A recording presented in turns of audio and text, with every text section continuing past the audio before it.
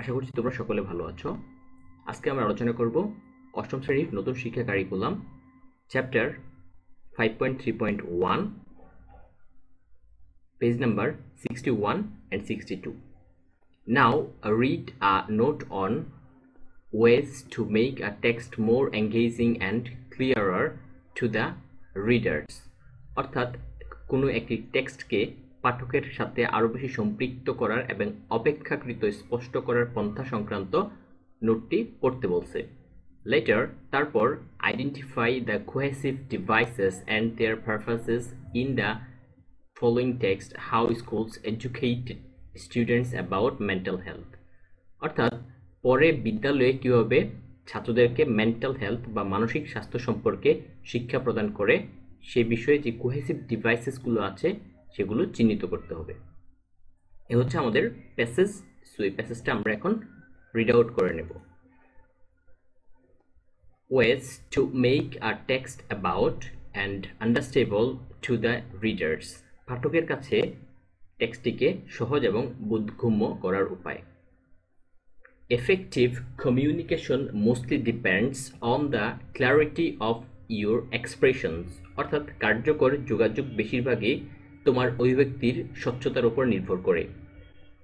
One way to make your ideas clearer to the reader is to use cohesive devices in your writing.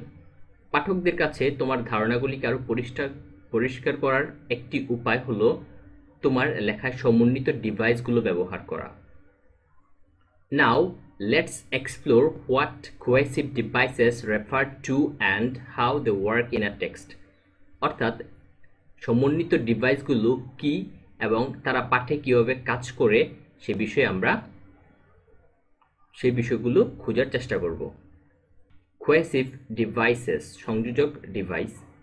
Cohesive devices are words and phrases that connect ideas among different parts of a text.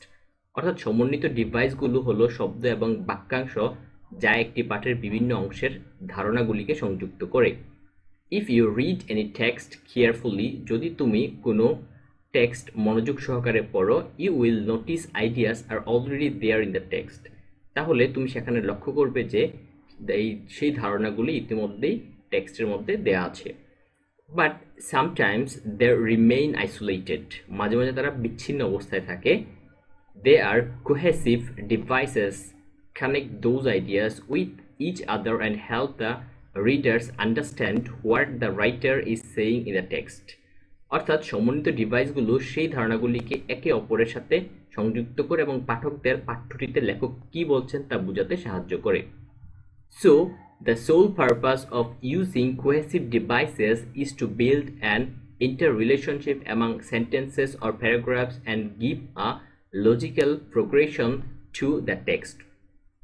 অর্থাৎ সমন্বিত ডিভাইসগুলো ব্যবহার করার একমাত্র উদ্দেশ্য বাক্য বা অনুচ্ছেদের মধ্যে একটি আন্তঃসম্পর্ক গড়ে তোলা এবং পাঠ্যকে একটি যৌক্তিক অগ্রগতি দেয়া। এ ছিল হচ্ছে আজকে আমাদের প্রথম টেক্সট। আমরা দ্বিতীয় টেক্সট এখন চলে যাব। For example, read the following sentences. উদাহরণস্বরূপ নিম্নলিখিত বাক্যটি পড়ো। অর্থাৎ এর আগে আমাদের যেই কোহেসিভ ডিভাইসের কথা বলছো সেই কোহেসিভ ডিভাইস নিয়ে আমাদের আজকে একটা এক্সাম্পল আছে, সেটা এখন আমরা কমপ্লিট করে ফেলবো। Kavita's friend is a great swimmer. কবিতার বন্ধু হচ্ছে একটা দুর্দান্ত সাঁতারু and she couldn't cross this small distance yesterday. এবং গতকাল সেই ছোট দূরত্ব অতিক্রম করতে পারেনি। অ্যাজ আ রিডার, পাঠক হিসেবে, আরেন্ট ইউ কনফিউজড, তুমি কি বিভ্রান্ত নও? ডেফিনেটলি, অবশ্যই, ইউ আর, হ্যাঁ অবশ্যই তুমি বিভ্রান্ত হবে। Because the first information that you have got is Kavita's friend is a great swimmer. যেহেতু তুমি সেখানে খুঁজে পেয়েছো কবিতার বন্ধু হচ্ছে একজন দুর্দান্ত সাঁতারু, অবশ্যই সে খুব দ্রুত তার সাঁতার কমপ্লিট করবে। The writer has used and to tell the second idea, so you are expecting a similar idea like maybe she will easily cross a small distance. তাহলে তুমি আশা করতে পারবে যে সেখানে সে খুব দ্রুতই সেই লাইনটা অতিক্রম করতে পারবে। But the writer has just written the opposite, that she couldn't cross this small distance yesterday. কিন্তু লেখক ঠিক উল্টোটা লিখেছেন যে তিনি গতকাল এই ছোট দূরত্ব অতিক্রম করতে পারেননি। Here, the use of this cohesive device and make you confused and eventually you have failed to understand the meaning of the text. এখানে সমন্বিত যন্ত্র বা ডিভাইস এবং ব্যবহার তোমাকে বিভ্রান্ত করে তোলে এবং অবশেষে তুমি পাঠ্যটির অর্থ বুঝতে ব্যর্থ হয়েছো। But by using the appropriate cohesive devices, we cannot connect the ideas and make the meaning clear to the readers. অর্থাৎ উপযুক্ত সমন্বিত ডিভাইসগুলি ব্যবহার করে আমরা ধারণাগুলিকে সংযুক্ত করতে পারি এবং পাঠকদের কাছে অর্থ স্পষ্ট করতে পারি। The text can be rewritten in the following way, অর্থাৎ নিচের পদ্ধতি ব্যবহার করে বা পাঠ্যটি নিম্নলিখিত উপায়ে আমরা পুনরায় লিখতে পারি। Normally, my friend is a great swimmer. সাধারণত আমার বন্ধু হচ্ছে একজন দুর্দান্ত সাঁতারু, but yesterday she failed to cross this small distance. কিন্তু গতকাল সে ছোট দূরত্ব অতিক্রম করতে ব্যর্থ হয়েছে। Now, when you have used normally and but it makes sense to the readers. কিন্তু যখন আপনি সাধারণত ব্যবহার করেছেন এবং এটি পাঠকদের কাছে বোধগম্য হয়। So, it is the appropriate use of cohesive devices that convey the correct meaning to the readers. সুতরাং এটা হচ্ছে একটা সমন্বিত ডিভাইসগুলোর ব্যবহার যা পাঠকদের কাছে সঠিক অর্থ ব্যবহার করে বা বহন করে, অর্থাৎ কনজাংশন বা কানেক্টরের কথা এখানে মূলত বলা হয়েছে।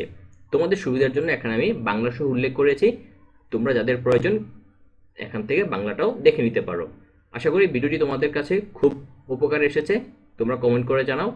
আর আমাদের নতুন টপিক খুব দ্রুত আপলোড করা হবে।